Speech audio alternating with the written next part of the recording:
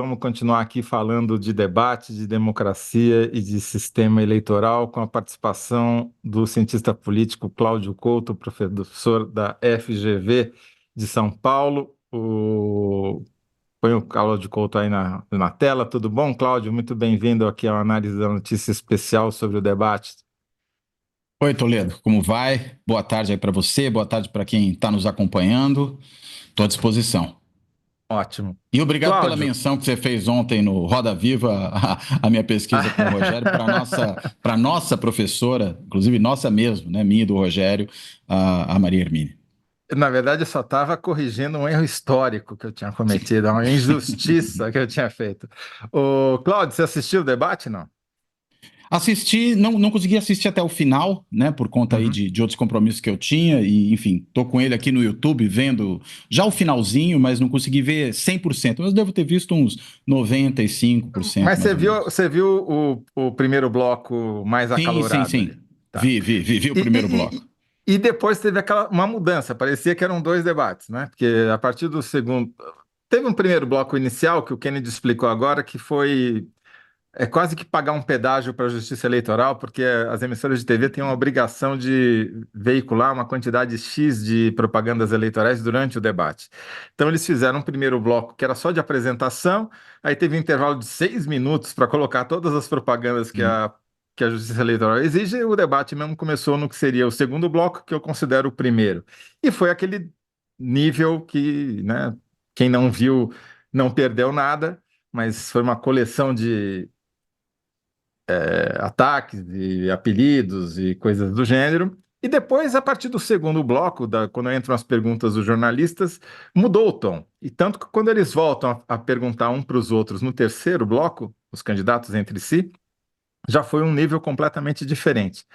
A minha pergunta para você é: você acha que esse primeiro bloco ainda foi uma continuação do debate de domingo na TV Cultura, que teve direito à cadeirada e que ali eles estavam ajustando as contas, só estavam gravando os seus cortes para usar nas redes sociais, e depois o debate começou para valer a partir do segundo bloco? Foi uma estratégia dos candidatos ou foram as regras que foram adaptadas? A Amanda Klein foi muito enérgica no primeiro bloco para tentar retomar o controle, ameaçou os candidatos de exclusão. Você acha que foi de caso pensado ou foi consequência de como o debate foi organizado? Olha, eu acho que foi consequência de como o debate foi organizado, e aí eu vou até, talvez tenha uma pequena divergência com a interpretação que você fez sobre o primeiro bloco.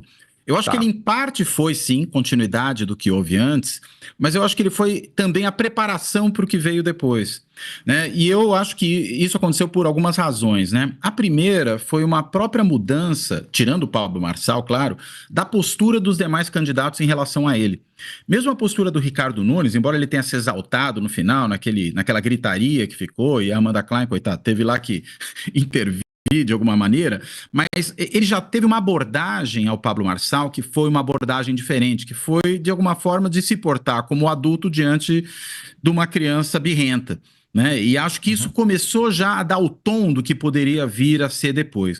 Mesmo a firmeza muito grande que teve a Amanda Klein aí na condução do debate, inclusive deixando muito claras, perdão, as regras, sinalizando, e aí de novo para o próprio Marçal, que tem sido, né, o fator, digamos, nem disruptivo, porque essa palavra ele até vai gostar que a gente use aqui, talvez, mas o fator de tumulto mesmo desses primeiros Ele é o debates. bagunceiro da classe, né? E é o bagunceiro que, assim, gosta de atenção e consegue chamar a atenção. Né? Eu acho que é exatamente isso que é o Pablo Marçal. Mas ela deu uma enquadrada nele, por exemplo, quando lhe impediu de ficar usando apelidos para se dirigir aos outros candidatos. Né? Logo no começo, ele foi fazer uma pergunta para o Nunes, chamando o Nunes de Bananinha. Né? E ela falou: não, candidato, você tem que chamar pelo nome, não pode usar apelido pejorativo. Ele tentou se esquivar, tentou se esquivar. Quando eles falou o atual prefeito, ela falou: ah, bom, então é o atual prefeito? Vamos a ele. Sim, Ou seja, verdade. a condução deu uma enquadrada no Marçal, ainda já no primeiro bloco, que me parece foi criando os parâmetros para o que viria depois, inclusive deixando claro. E aí acho que o Nunes realmente teve esse mérito, pela maneira como se portou ali, digo, excetuada a gritaria do final. Mas a abordagem inicial na interlocução direta que ele teve com o Marçal, né? De tratá-lo como aquele que, enfim, não é aquele que deve ser levado a sério ali, ou deve ser levado a sério no máximo como aquele que deve receber uma reprimenda. Aliás, o Nunes mesmo usou essa palavra várias vezes para se referir ao direito de resposta, como aquele, enfim, que deve ser colocado, já que você falou do menino bagunceiro da sala, né, sentado no Uhum. canto olhando para a parede, né, como era antigamente. Hoje isso aí não existe mais, felizmente, na nossa pedagogia, mas existia há algumas décadas. E, consequentemente, o Paulo Marçal começou a perder um pouco o espaço. O Boulos, mais tarde, seguiu um pouco nessa linha, quando ele falou: olha, Marcel, eu sei que você gosta aqui de ficar causando, eu não vou que te dá te dando trela, né? Aquelas acusações que o Bolo teria sido preso, que não sei o quê, ele foi falar de outro assunto. Então o Paulo Sim. Marçal ficou meio ali pendurado na brocha, né? Tiraram a escada e ele sobrou. Eu acho que, na realidade, essa mudança de postura dos candidatos, que começaram a perceber, e até o Datena, né, teve também uma postura mais cuidadosa ao lidar com ele, não se destemperou dessa vez, usou seus direitos de resposta, também que o trauma que, imagino eu, o próprio Datena sofreu naquele debate da cadeirada, né, talvez tenha o deixado um pouco mais, digamos, retraído nesse momento e um pouco mais cauteloso. Mas acho que foi isso, uma mudança de postura da mediação, da condução do Uhum. debate pela jornalista e uma mudança também dos candidatos, dos demais adversários para lidar com ele. Muito bom, Cláudio. Eu concordo com você. Eu revejo o que eu disse e passo a concordar com você. Aliás, o prefeito o Ricardo Nunes inventou uma palavra quando ele foi fazer, ele falou repreenda. É, Estava falando da seria repreensão. reprimenda, né? Mas tudo Reprimenda ou bem. repreensão, ele ficou no meio do caminho, mas isso acontece ao Exato. vivo, a gente sabe que está sempre sujeito a falar bobagem. Verdade. Pelo menos Agora, não falou conge. exatamente. O Cláudio, você acha que até esse debate, especialmente depois do que aconteceu no domingo na cultura, aliás, um parênteses, eu acho que você fez uma colocação sobre a atitude dos candidatos, a partir do segundo bloco principalmente, mas que começou, concordo, no primeiro, acho que eles mesmos se tocaram que estavam caindo na armadilha e reviram a estratégia. Não eram só, a impressão que dá é que não eram só as cadeiras que estavam parafusadas no palco, os próprios candidatos meio que se aparafusaram ali, né, para evitar aquelas agressões e atitudes que só iam ajudar o Pablo Marçal, né, o bagunceiro. Agora, por causa do debate da cultura, eu fiquei me perguntando se ainda valia a pena fazer debate. Hum. Dado que quando vocês, a novidade de Pablo Marçal é justamente, continua sendo, né, destruir o processo eleitoral do jeito que a gente o conhece e tentar criar uma balbúrdia, uma bagunça, uma zona que prove a teoria dele de que o sistema não funciona e precisa acabar e precisa mudar e, né, é o caos destrutivo. Uhum. Você acha que esse debate aqui, seja crítico, não é porque Sim. o UOL Bom, não preciso falar isso para você, né? Você já me corrigiu na primeira resposta. Então, você sabe que. Como é que você acha que esse debate pode dar algum norte de como as emissoras e os meios de comunicação devem fazer, que fórmula nova seguir para evitar a balbúrdia e um mínimo de organização? Olha, eu primeiro, parabéns ao UOL e à Rede TV pela maneira como conduziu o debate. Acho que há os méritos, evidentemente, não há como negar isso, mas eu acho que há também um segundo ponto, que é o próprio aprendizado que quem vai fazendo o debate depois teve com os episódios anteriores. Né? A gente vê que o debate da cultura, a despeito daquela situação surreal, né, eu diria não só da cadeirada, né, mas daquilo que conduziu a cadeirada. Porque é claro que é inaceitável, né, você dar uma cadeirada num oponente. Mas, por um outro lado, eu diria o seguinte: é compreensível, de certa maneira, a reação do Datena, que não fez aquilo de caso pensado. O sujeito explodiu na hora. O Marçal foi até lá calculadamente para produzir aquele resultado. Ou seja, houve ali, né, uma premeditação daquele episódio. Que ele foi fisicamente a vítima e o outro foi moralmente a vítima. Porque foi uma esculhambação, né? Foi assim, um enxovalhamento da vida do outro muito duro. E eu até entendo, embora não concorde com a saída encontrada, a explosão da pessoa. Eu acho que isso é natural das pessoas.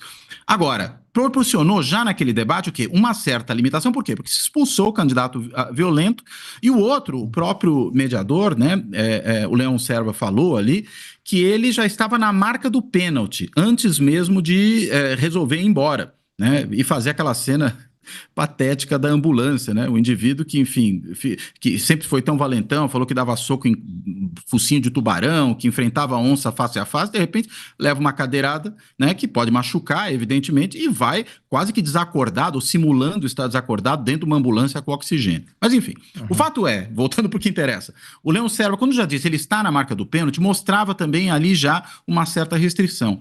Então, eu acredito que cada um dos debates, o mesmo da Gazeta, já houve uma tentativa de fazer isso, eles foram produzindo um aprendizado cumulativo sobre como lidar com essa figura que, na realidade, faz um jogo que não é o jogo, eu diria, nem convencional da política no sentido negativo, mas o jogo da civilidade humana. Né? Ele não consegue ter essa postura. E aí, ninguém estava muito esperando que tivesse que ir criando esse tipo de regra para poder lidar com uma situação inusitada. Aí se sabe que há isso como alguma coisa possível, vai se adaptando, e acho que cada debate, talvez o próximo, seja um debate ainda mais bem resolvido desse ponto de vista.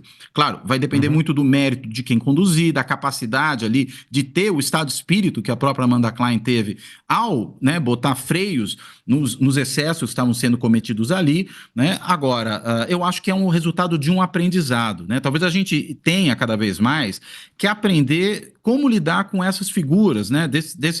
Que eu vou chamar aqui desse fenômeno populista, né? Seja na oposição, seja com novos chegados, né? Como é o caso aí do Pablo Marçal, seja daqueles que já estavam por aí, mas se fingiam de outsiders, como é o caso do Bolsonaro, mas que produziam, quando entraram no centro do palco da política, uma lógica muito diferente daquela com a qual se estava acostumado a lidar. E aí, Uhum. consequentemente, há um período de aprendizado. Se não, a gente cai naquilo que eu tenho gostado de chamar de armadilha populista, né? Que é isso, você cria, você faz, comete todo tipo de transgressão, acaba produzindo do outro uma reação que é uma reação descontrolada muitas vezes, mas muitas vezes uma reação compreensível, mas que você distorce a interpretação sobre ela e se coloca como vítima e coloca o outro como algoz. Era o que o Bolsonaro fazia com o Supremo Tribunal Federal também.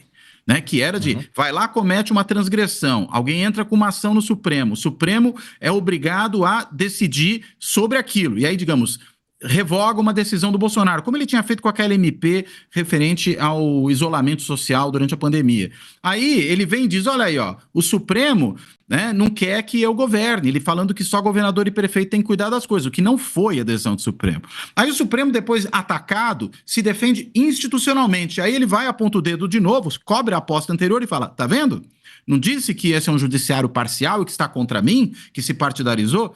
Ou seja, caiu na armadilha populista que é meio difícil de não cair. E eu acho que os candidatos estavam caindo também nessa armadilha populista do Marçal, né, que criava um tal tumulto, né, um tentando pegar a carteira de trabalho, né, o outro gritando, que nem fez hoje o Nunes, ainda caiu um pouquinho, depois se esquivou, o Datena dando cadeirada. Parece que a única pessoa que conseguiu manter um certo equilíbrio, e olha que ela sofreu um ataque duro, no caso ali, eu estou me referindo àquela questão do suicídio do seu pai, foi a Tabata Uhum. Amaral, né, que conseguiu ali quase que estoicamente, né, reagir de forma mais tranquila.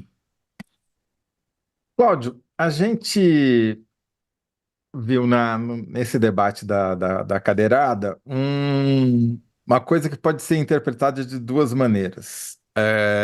Aí, dramatizando um pouco, a gente pode fazer um paralelo, tanto com a bolinha de papel que foi jogada contra a cabeça do Serra na eleição de 2010 e que levou ele a fazer uma tomografia, que acabou sendo ridicularizado e acabou sendo uma coisa contra a campanha dele, quanto a facada do Bolsonaro na eleição de 2018, que, a meu ver, foi determinante para o resultado daquela eleição.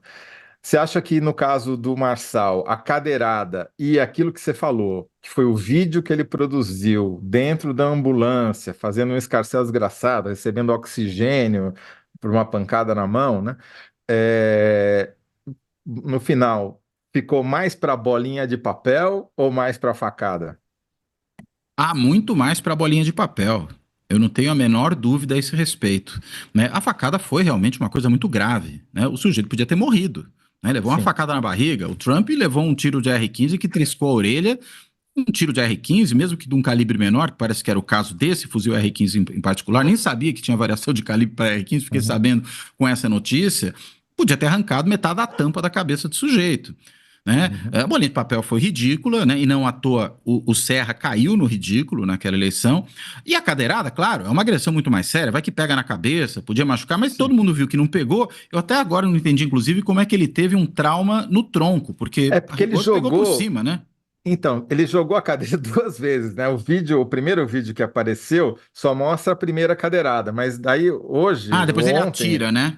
ele atira a cadeira e daí eu acho que essa pegou na costela e Ah, machucou bom. lá o tronco Então dele. dá para entender. Foram Agora, não duas é razão. cadeiradas, na verdade. Foram duas, com a mesma cadeira, que depois ele A tentou mesma. pegar a outra cadeira, né? A cadeira do Nunes, E né? a Marina Helena ficou reclamando que tinha pego a cadeira dela, né? Que foi uma privatização fora de hora, né? Exatamente, como é que ela ia sentar depois, né? Mas Exato. enfim, vamos voltar para cá. O fato é que eu acho que, enfim, a cadeira, claro, é uma agressão grave, mas não justifica aquele teatro que ele fez. Ainda por Uhum. cima, em se tratando de um sujeito que faz questão de aparentar essa condição de sujeito assim invencível, que tem essa lógica de você vai, você quer, você vence. Né? Até quando ele subiu com aquelas pessoas na montanha e depois tiveram que ser resgatados pelos bombeiros, a lógica era essa, né? A gente quer, a gente vai. Então a gente nunca escalou uma montanha, ainda mais sob chuva, mas a gente vai escalar. Deu ruim. Ele botou o seu funcionário para fazer uma maratona, uma pessoa que jamais havia se preparado para fazer uma maratona, o rapaz morreu. Teve um ataque cardíaco, morreu, porque não tinha preparo físico, mas é um pouco essa lógica, você quer, você faz, porque, né, você é forte, e ele próprio se coloca assim. Vi um vídeo, né, que até saiu depois desse episódio, né, dele dizendo para pessoas como enfrentar um tubarão, dizendo que você pode dar um soco no tubarão, que você tem dois braços, se o tubarão começar a comer um, você dá um soco pro outro, né, que você encara uma onça de frente, você tem que gritar para ela que aí ela vai ter medo de você. Veja, esse sujeito, né, que tem essa pose, né, e veja, ele faz essas coisas nas aulas que ele dá, esse tipo de sugestão, né, Ele leva as pessoas cobra para a montanha, por esses conselhos, né? cobre, sempre tem os incautos, né, para não usar outra palavra, que vão pagar ele por isso, né, bota o rapaz para correr. Veja, quando esse cara faz aquela cena ridícula, né, de se fingir de desacordado e tomando oxigênio, né, dentro da ambulância, né, eu acho que isso desmoraliza a situação dele. E acho que Uhum. uma das evidências, né, de que essa ridicularização ficou clara que houve e eles sentiram o golpe foi o episódio que aconteceu ontem na Santa Efigênia, quando eles foram fazer ali uma passeata ali, fazer né, uma caminhada na rua ali, fazendo campanha, e um rapaz, um motoboy muito espirituoso, fez o quê? Pegou um banco que estava ali numa loja, levantou o banco, ficou brandindo o banco para tirar onda, né? Tirar sarro Uhum. do Marçal. Não era uma tentativa de agredir, não jogou o banco em ninguém nem nada. Eu tava tirando onda mesmo, né? Tirando onda, era isso, né? A gente pode até discutir se é de bom gosto ou mau gosto. Eu achei engraçado, na realidade. Mas o que aconteceu? Os caras ficaram tão mordidos que partiram para cima do rapaz, inclusive aquele vereador Bossal, né? Que é aquele que fica perseguindo o padre Júlio Lancelotti o tempo inteiro, queria criar uma CPI sobre ele, o Rubinho Nunes. Foi lá se engalfinhar com essa pessoa para arrancar a cadeira dele. No final, conseguiu arrancar a cadeira, né? Teve ali uma muvuca. Veja, qual é o motivo de ir lá entrar nisso aí? Me parece que é de quem está com os ânimos alterados. E eu acredito que Uhum. talvez os ânimos alterados decorram justamente de perceber que foi um tiro pela culatra. E me parece que esse é um caso, claro, a gente tem que esperar as pesquisas, podem me desmentir, mas isso me parece muito mais um tiro pela culatra de um ato mal calculado que produziu uma reação, que ele, claro, queria ter uma reação, mas ele talvez não esperasse do que essa reação depois produziria na sua repercussão. E acho que foi Uhum. isso que acabou acontecendo, né? Ainda mais com ele cobrindo a aposta e mesmo pernoitando no Sírio, né? Pernoitar no Sírio para botar uma tala no dedo, pouco É demais, né? caro, né? Sai caro. É que ele O... pode pagar, né? Eu não pernoitaria Exato. de jeito nenhum no Sírio. É, o Wilton Silva disse que o Datena deu uma cadeirada na campanha do coach. Eu acho que sim. É, E a Eu Vânia acho. Toledo, aqui no Superchat, disse que acha que o Marçal continua com seu personagem passivo-agressivo. É, é uma boa definição também, né? Pode ser também. O Fufuca Cacildes faz uma provocação aqui, diz que o debate de segurança máxima e propostas mínimas. Na sua opinião, o Essa é uma boa debate, descrição. é, você acha que serve para quê? Para mostrar aos candidatos quem são, em situação difícil, tendo que se virar diante de perguntas incômodas, para você avaliar a reação deles, para eles saírem daquela couraça de candidato que o marketing eleitoral proporciona? Ou é de fato para discutir proposta? Porque, por exemplo,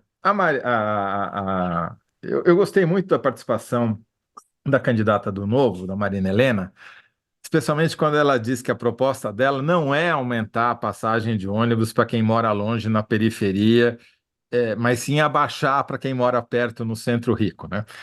Que é exatamente a mesma coisa. Para que serve o debate, na sua O opinião, subsídio dos principalmente? pobres para os ricos, né? Exatamente. E quem é que pode escolher viajar fora do horário de pico?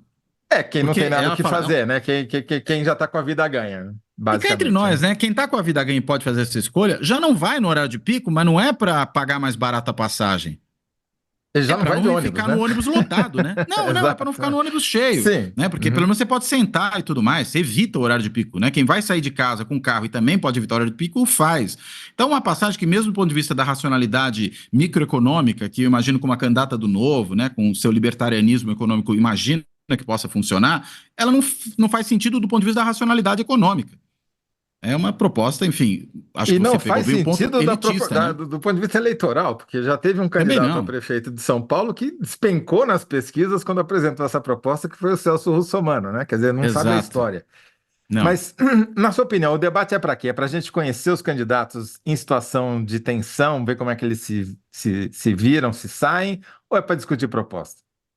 Na Olha, real. eu acho que é muito pouco para discutir proposta. Claro que em uma outra situação você até pode ter a demonstração, por exemplo, da inconsistência dos candidatos no que se refere às suas propostas ou um pouco mais de consistência. Quando você tem, digamos, um debate mais certinho, né? Alguém faz uma pergunta, o outro procura responder exatamente aquilo. Né? A gente teve um exemplo, acho que dessa lógica consistência e inconsistência, né, no caso, lá no comecinho, naquela pergunta que a Tabata fez para o Marçal sobre a Operação Água Branca, e ele não sabia nem do que se tratava. E aí ela pôde falar daquilo que se tratava. Claro que imagino que uma parte do eleitorado assistindo aquilo, primeiro, percebe o despreparo de um e percebe que a outra conhece alguma coisa da cidade. E acho que houve outros episódios disso envolvendo outros candidatos, envolvendo o prefeito, envolvendo o Boulos. Acho que esses outros candidatos conseguiram mostrar isso em alguns momentos. Mas, honestamente, acho que isso não é o grosso do debate. O grosso do debate é muito mais apresentar, primeiro, aí sim, fragilidades do ponto de vista de trajetória. Então, os podres dos candidatos muitas vezes aparecem e eles não conseguem se defender com clareza. Serve, claro, para, consequentemente, desconstruir o outro, né? E às vezes desconstruir o outro de formas até desleais, como a gente tem visto ocorrendo, a gente estava falando basicamente disso até agora, né? E serve, claro, para ver performance e para candidatos menos conhecidos, acho que esses são os grandes beneficiários, ganharem visibilidade. Né? De novo, a gente pode se lembrar de várias vezes em que o líder das pesquisas, sobretudo está muito na frente, simplesmente desistia de ir ao debate. Fernando Henrique Uhum. abriu mão de ir nos debates lá na eleição do Plano Real. Né? O Collor, quando estava muito na frente, desistiu de ir aos debates. E a gente viu vários outros candidatos seguindo exatamente essa estratégia. Né? O Lula também, em algum momento, ele acho que na sua reeleição, não me recordo agora o momento ao certo, também falou: não vou nesse debate. Né? Os candidatos vão aos debates quando? Quando eles não estão com tanta vantagem assim, seja porque estão mais atrás, aí é bom para os que estão mais atrás ganharem visibilidade, seja porque quando a luta está tão parelha que você vai ali no debate tentar uma cartada, né, que tire voto do seu opositor. Né, e que eventualmente traga votos para você. Né? Agora, candidato que está muito na frente, normalmente não tem essa vantagem. Como a gente tem uma situação hoje que você tem candidatos muito parelhos, né, os três primeiros, segundo os vários institutos, embora eles estejam os institutos divergindo com respeito a isso, tem ali uma disputa séria entre si, para eles interessa ir ao debate. E para os que estão atrás, pela outra razão que eu apontei, para subir. Né? Agora, o que isso vai produzir para esses que interessam aí, que estão na frente? É debater proposta? Se houver tempo, sim. Mas o se houver tempo já explica do que se trata, né? Se não houver Sim, não é tempo, a pelo menos, prioridade. né? Fiz a minha propaganda, apareci aqui um pouco, e não à toa, acho, os candidatos têm feito tanta remissão, né? Às suas redes, né? Vai lá nas minhas redes sociais que eu subi tal vídeo, que tá lá tal proposta. Claro que, em parte, isso pode ser entendido como, enfim, não dá tempo de falar tudo aqui, por favor, dê uma olhada lá. Ou sim, fiz acusações aqui para o meu adversário, vai lá que você pode entender melhor do que se trata. Né? E às vezes é por falta de proposta mesmo, né? Que foi o que o Marçal fez lá no primeiro ou no segundo debate, aquele da FAP, né? Que foi o da SPM, agora não me lembro. O da Sim, Veja, acho que foi né? da. É. da Segunda ou FAP com a terceira, né? Veja, né? Uhum. Esse debate em que, enfim, ele toda hora remetia às redes porque não tinha, né, o que fazer. E como ele ficou ali sem o palco, porque os três candidatos mais bem colocados ali na pesquisa naquele momento não foram para competir com ele, ele acabou tendo que apelar para isso porque ficava ali entabulando com a Tabata uma discussão e já não tinha muito como partir para o ataque para cima dela. Aliás, hoje ele inclusive teve um momento no debate curioso, né? Quando ele fala que pede perdão a ela porque ele teria se equivocado com relação à questão do suicídio do pai dela. São lágrimas de crocodilo, evidentemente, mas de qualquer maneira Sim. mostrava um Marçal estranho, né? Que não é um Marçal humilde que apareceu naquele momento. Eu fico imaginando, Cláudio, que nessas horas a gente pensa o debate como uma coisa única lá, que demorou quase 2 horas, né? Tem uma narrativa própria, a sequência dos blocos, o tipo diferente de blocos, etc. Mas, para a maioria das pessoas, o que vai chegar são fragmentos, Sim, que as perfeito. pessoas não sabem o que veio antes nem o que vem depois, né? Então, quando ele faz aquele meia-culpa e corta para a cara da Tabata, pode soar muito mais verdadeiro do que para quem assistiu o debate e sabe o que veio antes e o que veio depois, né? Tenho a Claro. impressão que é um pouco isso, porque ele está preocupado claramente com a sua altíssima taxa de rejeição. Ele chegou a pedir desculpa, não, para o eleitor várias vezes e falar que tem esse comportamento porque está lutando sozinho contra o sistema, né? Inventou um monte de discurso lá. Agora, eu queria ampliar um pouquinho a discussão. A gente, infelizmente, já o tempo voou aqui, não sei o que aconteceu, esse relógio andou mais rápido, não sei. Já estamos chegando perto do fim, mas ampliar um pouquinho a discussão e te perguntar o seguinte: você acha que com o primeiro aparecimento do candidato digital 2.0, que foi o Bolsonaro, uma campanha totalmente feita através das mídias sociais na eleição de 2018, que acabou ganhando a eleição. 2022 não deu tão certo, né? Ele perdeu a eleição, e agora se aparece esse cara que não é nem 3.0, sei lá, 30.0, né? Porque explodiu todos os paradigmas com os quais a gente estava habituados, tal. Você acha que algum tipo de regulamentação nova vai acabar saindo? Porque esses caras ameaçam, de fato, um poder consolidado de quem já está no jogo, né? E que tem o poder de fazer as leis. Você vê um cenário pós-eleição, independentemente do resultado, em que a gente vai sim ver alguns parafusos sendo apertados? Olha, acho que vai haver demanda para isso. Uma das razões você acabou de mostrar, né? Porque é um indivíduo que ameaça os constituídos, né? Os estabelecidos. Inclusive ameaça os estabelecidos que se apresentavam como anti-establishment, né? Exato. Pensando no Bolsonaro, né? Evidentemente, a reação que a família teve já mostra isso, né? E até não à toa, né? O Tarcísio, que tenta ocupar esse lugar, ficou tão mobilizado para a campanha do Nunes e atacando o Marçal, né? Porque Sim. percebeu que de repente o lugar dele em 2026 podia estar sendo ali roubado, né? Pelo Marçal. Eu acho que sim, é possível que venha. Não dá para ter certeza que isso venha. Eu vi até que o União Brasil parece que já está flertando com o Marçal e levá-lo para lá. E quando a gente fala do União Brasil, está falando de um partido completamente do establishment, né? Então, se o União Brasil tenta levá-lo para lá, né, quem mais poderia eventualmente se reunir em torno dele? Pode haver um racha dentro desse setor da extrema-direita, entre bolsonaristas e eventualmente marçalistas, que acabe dificultando a aprovação de qualquer coisa nessa linha. E mais, se for criar restrições, os próprios membros da atual extrema-direita estabelecida, estou me referindo ao bolsonarismo, eles podem começar a perceber aí um perigo para suas táticas também. Porque, claro, o Marçal levou isso, né, ao paroxismo, mas você Uhum. pode ter outras lideranças políticas desse campo que também considerem qualquer regulamentação um problema. A gente viu a fala da Marina Helena, né, do Partido Novo, falando contra, né, qualquer tipo de cerceamento à liberdade de expressão nas redes, falando por conta aí, enfim, das decisões do Alexandre de Moraes, né? Nós Uhum. vimos vários bolsonaristas se posicionando contra qualquer tipo de regulamentação desse mesmo tipo. Eu acho que aí a gente está falando de algo similar. É claro que há um aprendizado hoje, e cada momento vai aparecer coisa nova, e a gente vai ter que aprender coisa nova e, consequentemente, inovar as regras, né? Há um aprendizado com esse processo que vai levar a se pensar em uma nova regulamentação. Agora, muitos dos que já estão no jogo não têm interesse também em apertar essa regulamentação, tanto que evitaram que isso ocorresse até agora.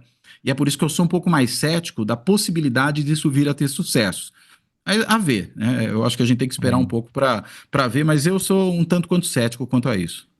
Agora, se eu captei bem o que você falou desde o começo sobre esse debate, sobre o processo como um todo, de alguma maneira está havendo um amadurecimento sobre como enfrentar um fenômeno tipo Pablo Marçal, né? Aos Acho que sobretudo da poucos. mídia, né? Exato. E aí, uma última pergunta para a gente encerrar, que já estouramos.